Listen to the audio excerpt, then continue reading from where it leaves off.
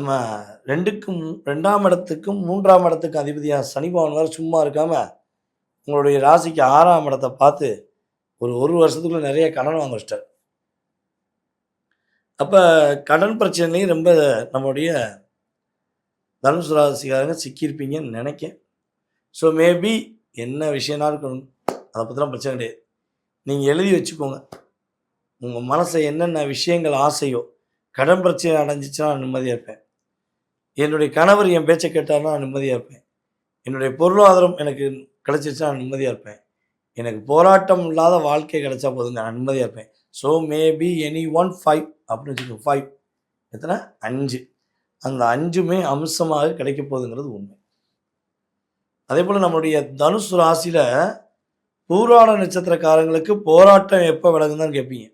ஐயா நான் பிறந்ததுலேருந்தே போராடுறேன்னு சில தனுசு ராசியில பிறந்த பூராட நட்சத்திரக்காரங்க சொல்லுவாங்க.